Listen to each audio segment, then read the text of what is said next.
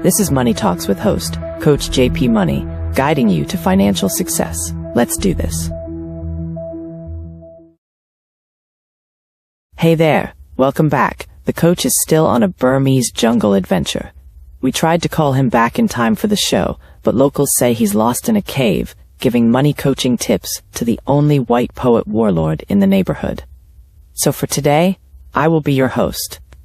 I'm Lily Sophia Davies, and today we're diving into a topic that's shaking up the world of corporate finance. We're talking about Bitcoin for dummies, or, more specifically, how Michael Saylor and his company MicroStrategy are flipping the script on how businesses manage their money.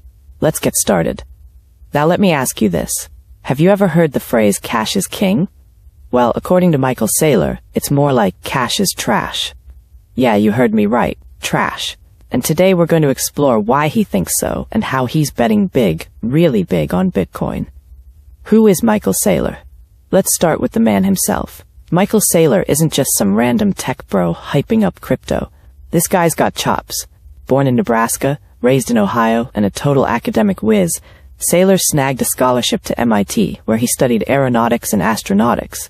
Yeah, rocket science. Fast forward to 1989, he co-founds MicroStrategy, a company focused on business intelligence software, basically helping other companies make smarter decisions by analyzing their data.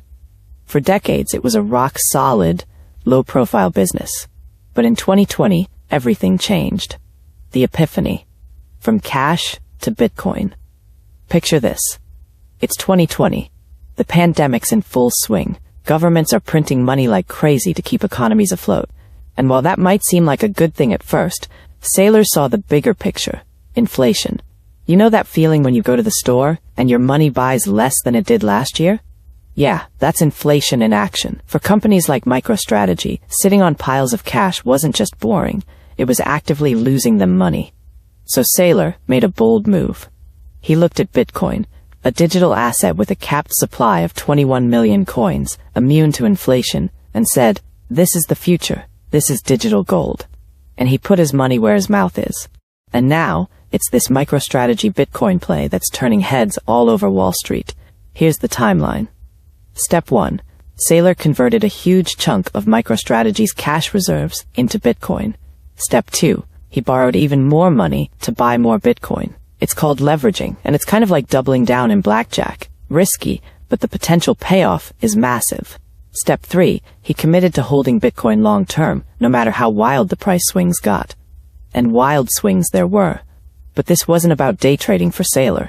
His strategy was, and still is, to treat Bitcoin as a long-term asset, something that would appreciate over decades, not months. Why MicroStrategy stock is a Bitcoin magnet? Here's where it gets even more interesting. MicroStrategy's stock, ticker symbol MSTR, has become a favorite for investors who want exposure to Bitcoin but don't want the hassle of buying and storing crypto themselves. Why? 3 big reasons. Leverage amplifies gains. Because Saylor borrowed money to buy Bitcoin, every price increase has an outsized impact on MicroStrategy's stock. Convenience. For traditional investors, buying MSTR is way easier than figuring out wallets and private keys. Core business value. Don't forget, MicroStrategy is still a successful software company. The Bitcoin play is the cherry on top, not the whole sundae. Is this genius or crazy? Now, not everyone's sold on Saylor's strategy. Critics say it's risky, especially with the volatility of Bitcoin's price.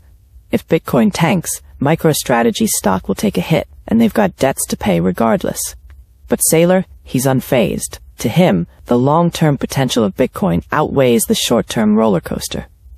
The bigger picture, a corporate finance revolution. What's really fascinating is how Saylor's vision is influencing other companies.